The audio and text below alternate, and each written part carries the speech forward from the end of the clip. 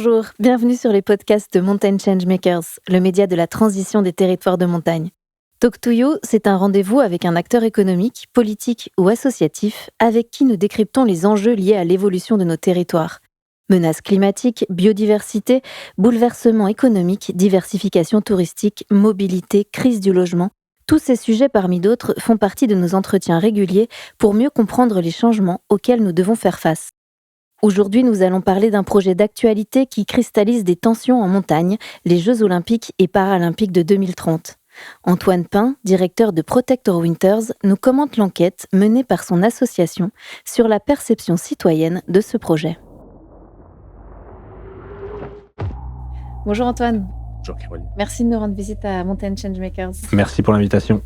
Tu es venu nous parler d'une enquête que vous avez lancée à Protector Winter avec l'Université Savoie-Mont-Blanc sur les Jeux olympiques et paralympiques 2030. Mais avant ça, je propose qu'on écoute ton portrait. Antoine Pin, vous êtes écologiste, militant et sportif amateur, beau jus d'adoption, et à la direction de l'association Pau France, en français Protector Winter France, antenne d'une ONG internationale regroupant 15 pays.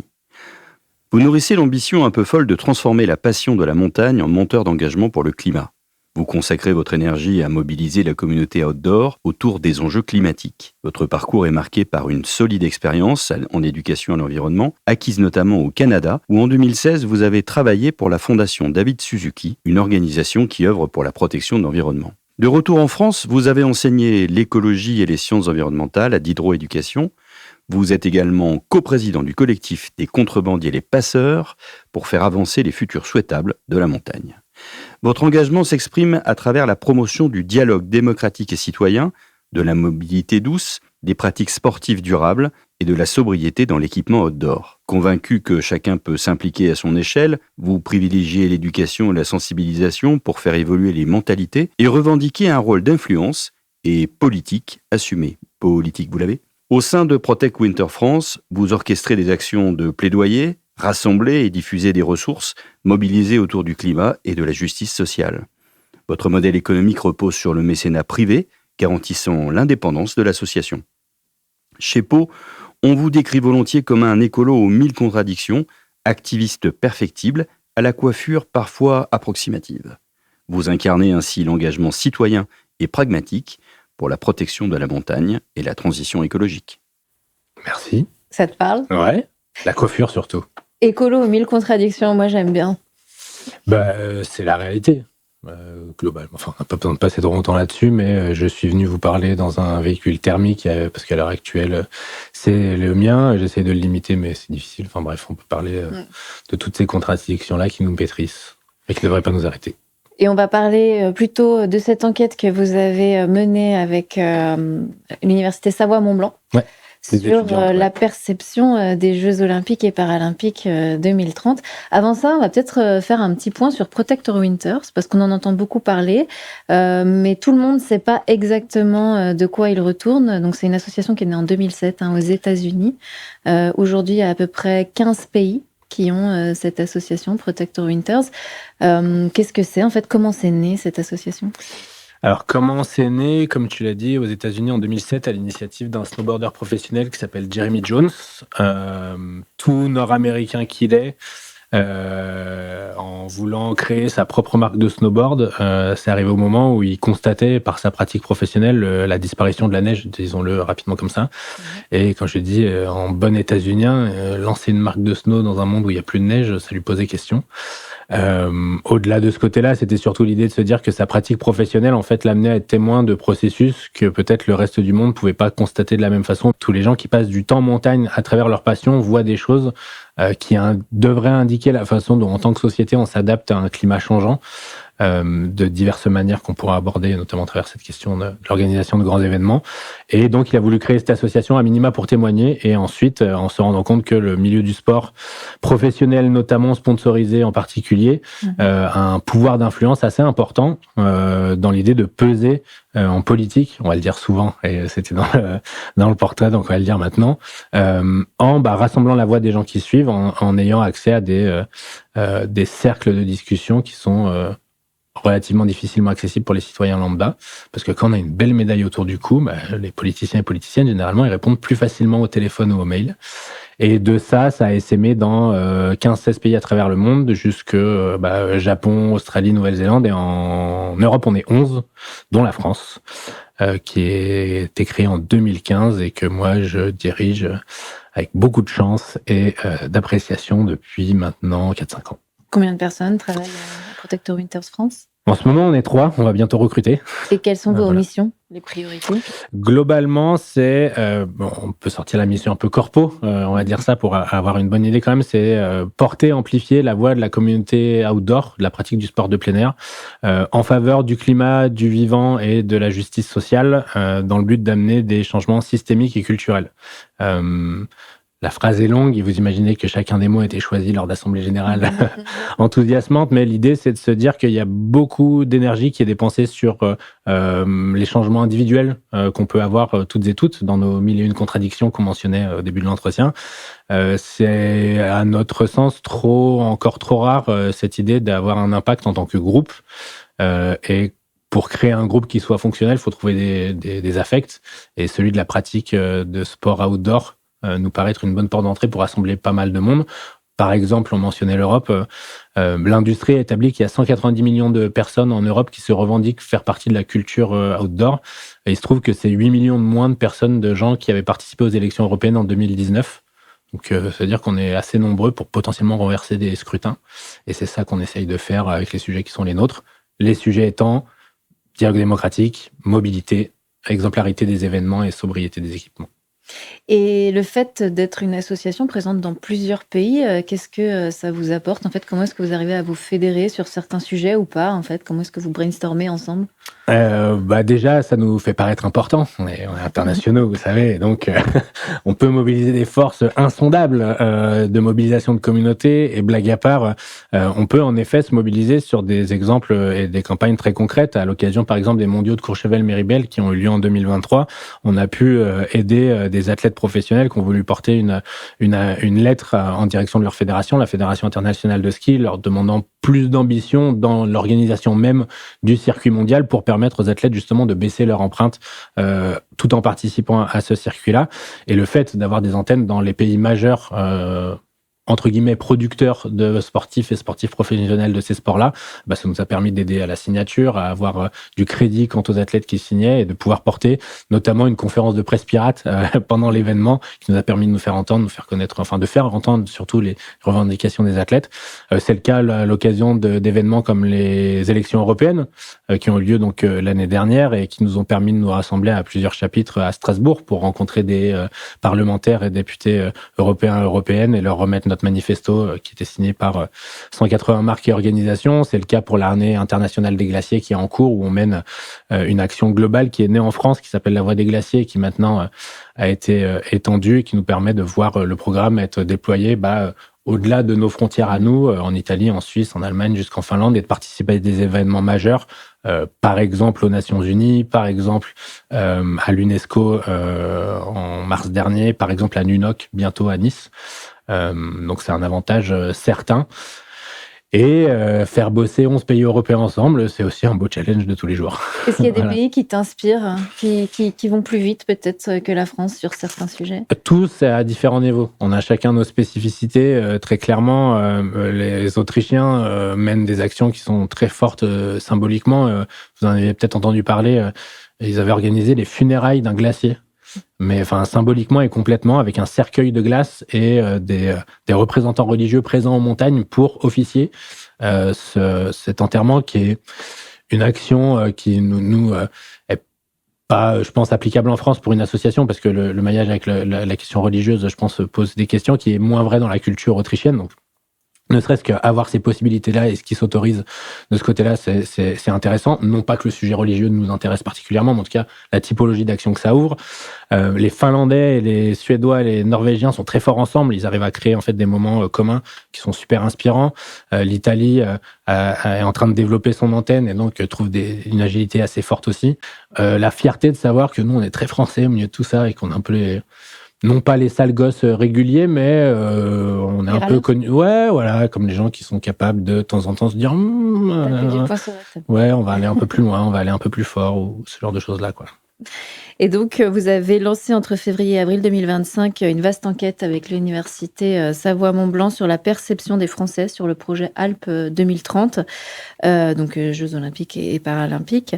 Comment elle est née, l'idée de cette enquête ? À travers les projets tutorés de l'université, en fait, on a la chance de pouvoir compter sur les forces de jeunes futurs diplômés qui sont vraiment dans leur dernière année d'études, qui sont des futurs professionnels compétents et on invite tous les parties prenantes de Mountain Changemakers d'accueillir dans leurs entreprises bientôt, parce que c'est des gens qui ont la tête bien posée, de contribuer à des projets, soit pour des entreprises, soit pour des associations. Et il s'avère que notre association a des ressources effectives, mais quand même limitées. Et pour les projets, les ambitions qui sont les nôtres, on a besoin de contributions extérieures. Donc, on a eu l'opportunité de pouvoir compter sur ces deux étudiantes, notamment Hélène et Julia, encadrées par leurs enseignantes, notamment Dominique Créziac, que vous connaissez ici. Et à travers un partenariat, on a pu construire un formulaire, un questionnaire qu'on a pu adresser au plus de répondants et répondantes possibles. Le constat pour nous, c'est de dire que cette enquête, elle est née d'une expérience vécue de prime abord par l'association et ses parties prenantes, mais il nous semble partagée par une partie de la population assez importante, d'être en déficit d'information quant au projet JOP 2030, notamment sur l'information primaire, de savoir qu'est-ce que les gens en pensent. Il y a des gens qui nous disent qu'il y a tant de personnes qui sont pour, d'autres tant de personnes qui sont contre, mais il y a pour l'instant pas de documents centralisés. Et au-delà de ça, comment est-ce qu'on peut caractériser une donnée qui soit utile et intéressante pour un projet qui, pour l'instant, reste imposé à la population, mais qui va trouver une réalité opérationnelle avec la nomination de Monsieur Gros-Pierron et ses équipes, et qui donc doit opérer dans un calendrier assez intéressant avec des élections municipales l'année prochaine, puis législatives et présidentielles. Et donc, créer de la donnée sur l'affect citoyen par rapport à ce sujet nous paraissait être un projet utile à la société en général. Et c'est ce qu'on essaie de faire avec cette enquête. Ouais. Quels ont été les moyens de diffusion, en fait ? À qui vous avez posé ces questions ? Toutes les personnes qui voulaient bien les entendre, disons-le comme ça, d'abord par nos canaux de diffusion à nous. On vise à un travail sérieux, donc il fallait pouvoir sortir de nos propres carcans et limitations. Donc on a partagé l'enquête à de nombreuses entités, qu'elles soient associatives ou professionnelles, par exemple la Fédération française de ski, par exemple le Cluster Montagne, pour les encourager à participer, notamment parce qu'on voulait que les données récoltées soient représentatives. Et peut-être il y a certaines limites sur la représentation en termes de démographie au niveau de l'âge, par exemple. On n'est pas une photographie exacte de la société actuelle en termes de représentation des très jeunes ou des plus vieux. Mais vous avez des réponses de personnes entre 18 et... Mais on a des réponses de personnes de 18 entre 65 ans. Les proportions ne reflètent pas la pyramide des âges française exacte, mais on a quand même des réponses qu'on pourrait explorer. Donc ça veut aussi dire que c'est pas forcément des gens qui suivent Pau, puisque votre cible à vous, c'est quoi ? Nous, dans nos chiffres à nous, on a quand même une surreprésentation des 18 à 35, 25, 35, 39, etc. L'autre sujet, c'était la diffusion digitale. Donc, on a essayé d'opérer des affichages, notamment à travers notre réseau bénévole, dans des lieux de vie, dans des boulangeries, dans des centres de vacances, dans ce genre de choses-là, notamment. Et encore une fois, l'idée, c'était aussi de responsabiliser les gens à qui on l'a partagé, en disant il ne vous est pas donné beaucoup d'occasions pour que vos parties prenantes, vos constituants, vos adhérents, par exemple, que ce soit des gens comme Cluster, OSV ou ce genre de choses-là, puissent s'exprimer, et en plus de manière anonyme. Donc, n'hésitez pas à leur partager, quoi. Et je crois, au vu du nombre de répondants qu'on a atteints au moment de la publication et de l'étude des données, c'est-à-dire 1039, c'est quand même un chiffre qui paraît conséquent et qui, petit clin d'œil, est supérieur à l'enquête qu'avait menée la région PACA sur le dossier de candidature. Donc, on n'a pas trop à rougir de ce chiffre-là non plus, je pense. Que révèle ce questionnaire ? On est sur 3 faits saillants.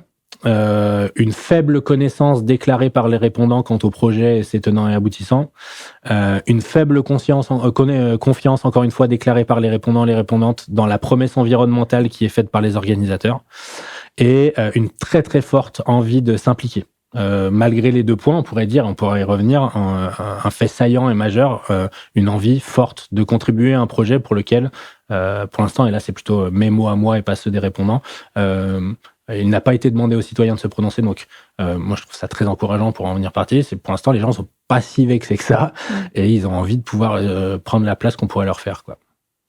Si on regarde donc le panel, c'est 52,2% de femmes, 47,2% d'hommes, donc on l'a dit entre 18 et 65 ans. 61% des répondants habitent dans les Alpes, dont 25% proviennent directement d'un site identifié hôte des JOP 2030. 75% n'ont pas de lien professionnel avec le tourisme en montagne, alors que 25% déclarent leur activité professionnelle comme étant liée à l'économie touristique de montagne. 78% des répondants pratiquent un sport historiquement représenté au JOP d'hiver. Est-ce qu'avec tout ça, vous avez réussi à faire parler les statistiques ? Je crois que on a au moins un panel qui nous permet de révéler des chiffres qui seront, on l'espère, à minima considérables, si ce n'est représentatif. Une majorité de gens connaissent les sports, donc c'est pas des gens qui sont étrangers au milieu et à la façon dont ça doit tenir. Un quart de ces gens vivent directement de ce sujet-là, donc ils connaissent ces choses-là, et une bonne partie vivent dans les territoires qui sont concernés. A priori, on peut prendre au sérieux ce qu'ils nous disent dans leurs résultats. Donc sur la confiance, quels sont les chiffres que vous avez obtenus, Antoine ? On aurait 89% des répondants et des répondantes qui déclarent avoir une confiance moyenne à faible en la promesse environnementale partagée par les organisateurs eux-mêmes et elles-mêmes. Ce qui est assez intéressant, puisque c'est quand même un des sujets centraux de la candidature elle-même. Donc, ça veut dire qu'il y a une marge de progression importante qui peut être faite de ce côté-là. Et ce n'est pas un commentaire encore une fois, sur la réalité des faits, c'est simplement la perception des gens qui ont répondu. Donc, c'est une donnée d'entrée assez intéressante pour le COJOP, je crois. Et en tout cas, quel que soit cet indice de confiance, c'est ce que tu disais tout à l'heure, mais en fait, tous souhaitent une participation citoyenne active. En tout cas, on ne trouve pas de corrélation entre les différents degrés de confiance et la volonté ou pas de participer, en tout cas de voir les citoyens participer. On a plus de 80% des répondants qui sont en faveur d'une participation active des citoyens. Et dans ce 80%, on trouve autant des gens qui ont fortement confiance dans l'organisation comme des gens qui n'ont faiblement confiance. C'est ça qui est intéressant aussi, c'est que les professionnels ou pas, les gens qui sont confiance ou pas, les citoyens des territoires ou pas, sentent qu'ils ont un intérêt à participer à ce projet-là si la place leur est faite. Et quel est l'intérêt porté donc aux priorités environnementales ? Les sujets qui intéressent vraiment les gens, en tout cas qui leur paraissent être des priorités quand on leur demande de classer ces sujets-là, c'est l'aménagement des territoires et la mobilité, les mobilités, les financements, l'impact sur les finances publiques. Et enfin, une transparence importante de la part de l'organisation. On a notamment un degré d'approbation de plus de 93% des répondants à l'idée d'avoir des rapports annuels qui sortent sur les avancées des travaux, sur les projets, sur les données environnementales, sociales, économiques. Ce qui est intéressant parce que c'est un précédent peut-être important. Notamment, on entend beaucoup de gens nous dire, ou en tout cas dire aux opposants, parce que je ne sais pas si on peut être considéré comme des opposants, ce sera à chacun de se placer à ce niveau-là. Oui, mais vous voulez que ça soit organisé ailleurs, etc. Non, si c'est organisé ici, montrons les standards au monde. La France est un pays de transparence, de citoyenneté, de démocratie. Organisons les jeux les plus transparents qui ont jamais été faits. Et d'ailleurs, regardez, les citoyens sont en faveur de ça.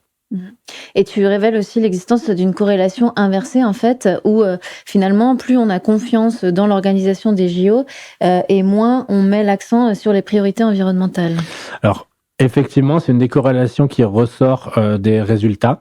Il semblerait qu'on trouve une relation statistique inversée de corrélation entre le degré de confiance qu'on accorde à la promesse environnementale des organisateurs et un degré d'approbation qu'on donne à des mesures réelles et concrètes qui permettraient effectivement de baisser l'impact de l'organisation de cet événement.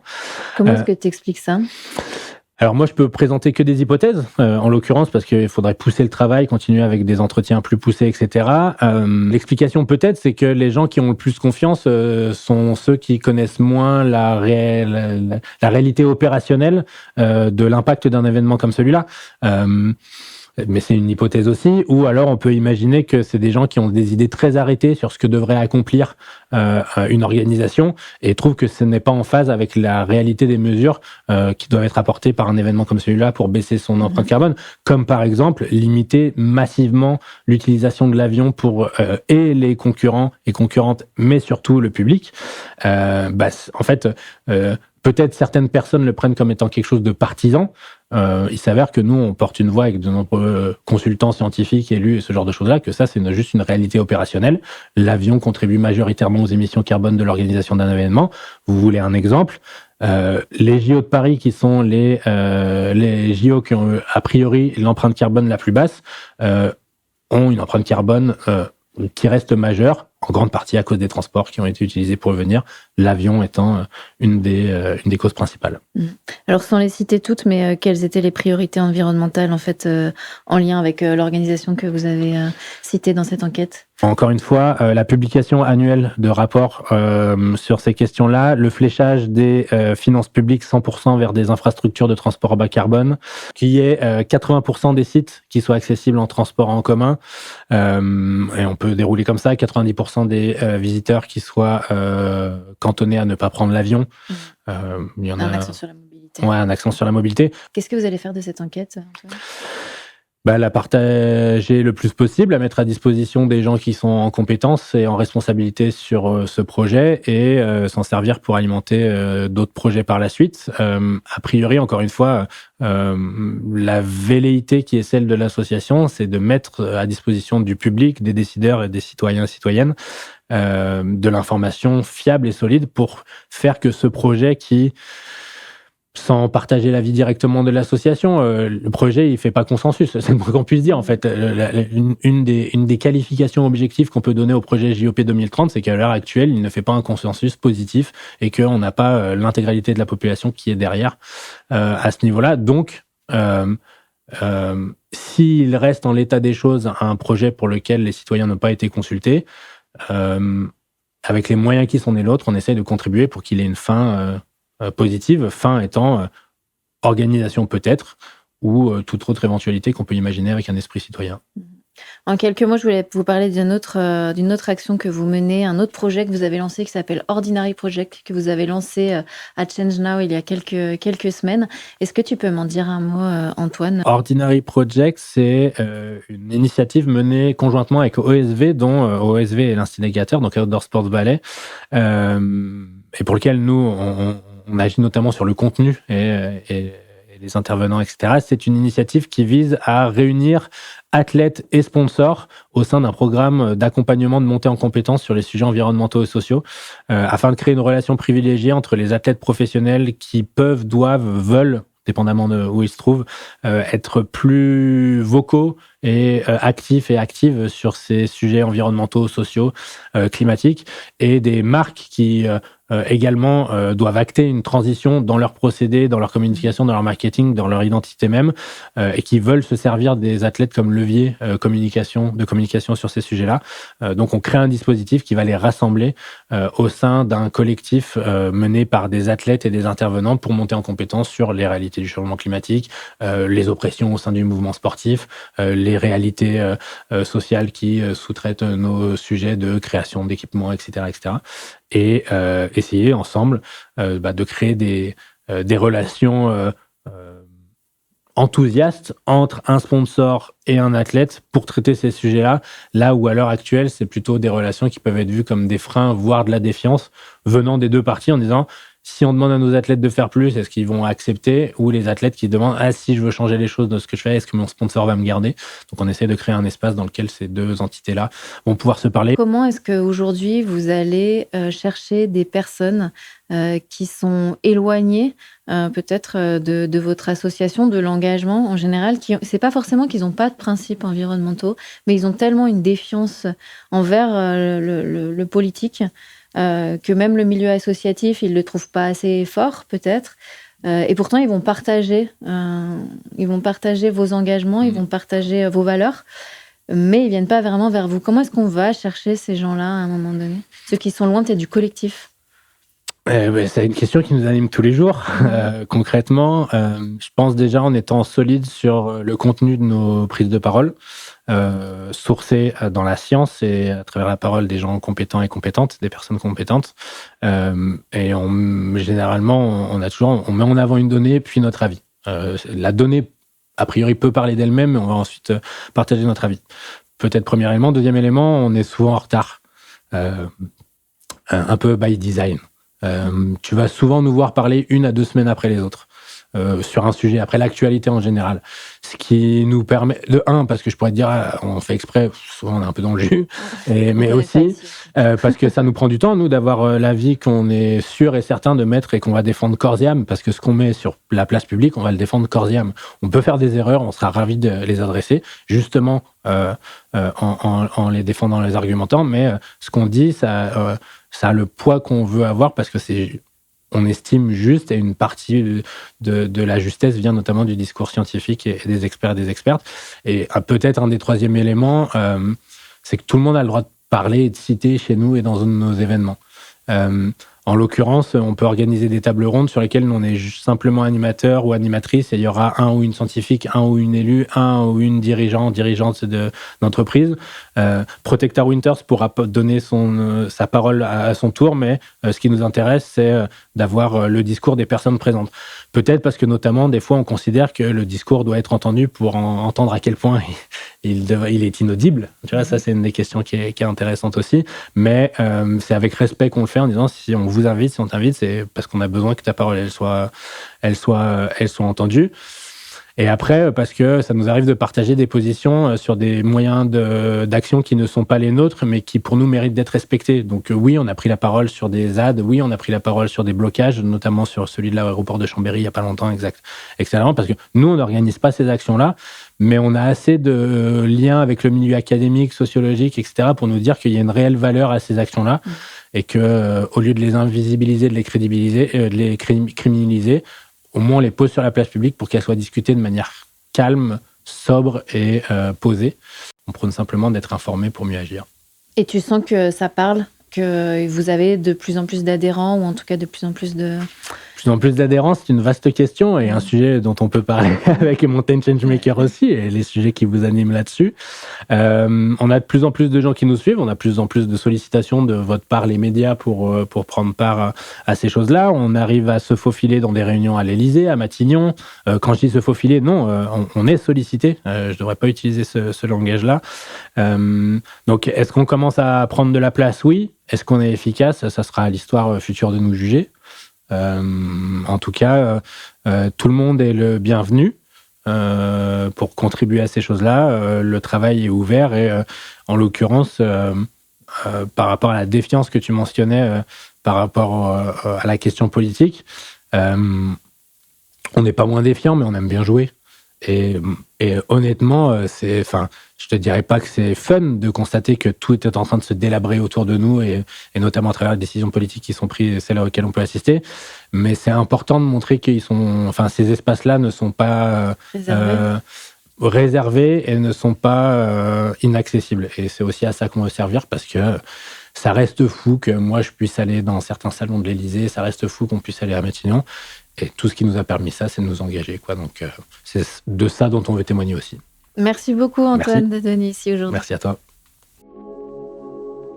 Suite à cet entretien avec Antoine, voici quelques points qu'il me semblait important de relever.